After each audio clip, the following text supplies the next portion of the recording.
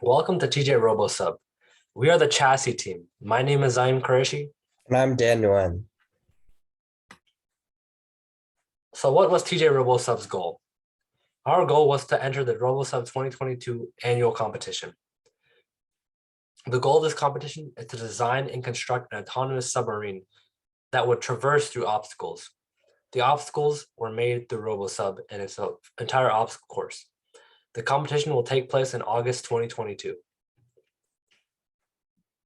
So as an inexperienced team, we first had to look at other technical design reports from other RoboSub teams. Additionally, we looked at the RoboSub rules. These rules included details about weight, which are shown on the screen, and the size, which was a 3 foot by 6 foot by 3 foot submarine at maximum size. Additionally, we looked through the obstacle courses, and our main goal for this year was for our submarine to go under the gate. So this is our design cycle systems diagram. As you can see, we first started with PVC pipes and we slowly began adding functionality, and then we eventually brought all of those components together to make our final product.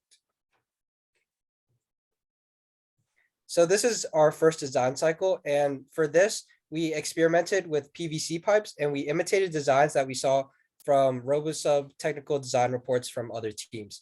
We wanted to simulate the size of the actual submarine that we were going to build in the end, and we didn't really focus on functionality for this stage, but this really helped us jog our brains and get an idea of what our final product would look like. Now, the main goal of design cycle 2 was vertical movement. None of us had ever worked with thrusters before, so this is our first time getting our feet wet, literally. So we chose a wooden box, which housed electronics. It was not a foolproof electronic enclosure. There was a possibility that water could get wet, but in the way we tested it, nothing, the electronics could get wet. But in the way we tested it, nothing of that sort would have happened. The two thrusters we used were found in the lab already. They were not made for the final design, so it's more cheaper materials. And we utilized the Arduino Leonardo. And outside of two thrusters, there was not any functionality. It was just to go up and down, which, as we see in our demo, we did achieve. And this also helped with the programming team. They learned how to program a thruster.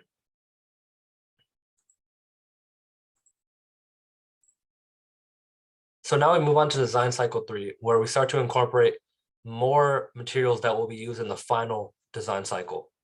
The first of this would be the 8020s, which are T-slot aluminum. So it's easy to put together. It's a strong material, and obviously it's good for underwater use. As you see, we're able to attach many of our components onto that, like our Blue Robotics T200 thrusters. And in this design cycle, they were all used for vertical motion, 2 on the left side and 1 on the right side. As you see in the blue box, we have a pump, which is a water pump, and it's used for horizontal motion. The main drawback of this design was the pump and its heavy weight, which was hard to counteract. As you know, being buoyant and being balanced and symmetrical is key to having a working submarine that goes underwater straight and moves straight. And this is again programmed in the Arduino Leonardo. So in between design cycle 3 and our final design cycle is when we started looking at electronic enclosures. This electronic enclosure, we bought a plastic waterproof box off of Amazon and decided to use waterproof cable connectors. So what we did, we drilled holes through the plastic box and connected the waterproof cable connectors and inserted any type of wire. These are mostly used for the thruster wires, as they need to be connected to the electronics inside the box. And our enclosure ended up being almost completely waterproof. As you see in this video right here, we put our phones in there and they were completely clean after being submerged in water. So I did bring up buoyancy and the ability to balance. And one of RoboSub's requirements was that you had to passively float. So that means when the thrusters are not running, no power is on, your boat should be able to float at the surface, or your submarine should be able to float at the surface. And we did that using pool noodles, just like any human is able to float using pool noodles. So in order to test for the right amount of pool noodles that we needed, we just did trial and error. We would put it in the water and see if it would sink or float. And based off of that, we would remove or add pool noodles. And we ended up at a value of 2 that are about the length of our submarine. And we used 3D printed parts pictured on the board, pictured on our slides to connect them. At the bottom, you see here is our enclosure revisions. So it did take us about 3 or 4 different prototypes to get to our final design. And this is design cycle 3 being tested in water. As you see, it was very unbalanced. So when it went down vertically, they all did not go down at the same time. And this may have been due to the 2-thruster design, having 2 thrusters on one side. So this was our final design.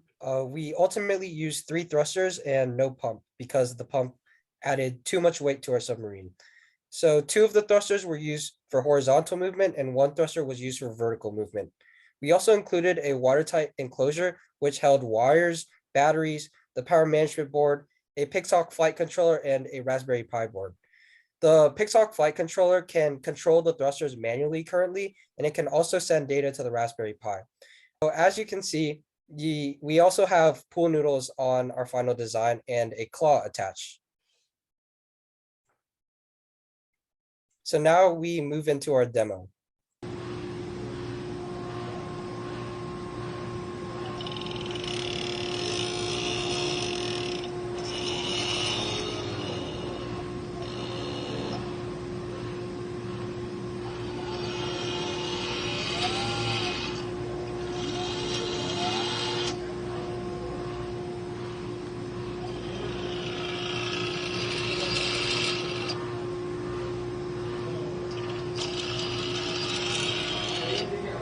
Learn. Of course, the most important is to not procrastinate, which unfortunately we did. We had a lot of other circumstances in our senior year that crept up on us, such as college applications. So that left less time for us in the lab. And ultimately, it hurt our final product. We encourage everyone to stay ambitious and persevere. There are times where it seems like you can't get anything done because of things outside of the lab. But if you stay focused in there, you can get anything done. Stay in constant communication with team members. As you see, the RoboSub was split into different sub teams. So we didn't really have the best communication. So everyone was not on the same goal. And that's not good when you have a team project because things cannot get done. And also, don't be afraid to ask for help. Help from professionals is probably one of the best ways you can advance your project because they'll bring in new ideas. And be sure to tape/cover up exposing wires, especially when powering them, because we did have some mishaps in our lab that let some sparks fly. So as for advice for next year's senior research, for general advice, we recommend that you start strong in the beginning of the year and have a realistic goal in mind before you start, so that throughout the year, you know exactly what you're working for. And in the beginning of the year, you have a lot more motivation than you do later in the year.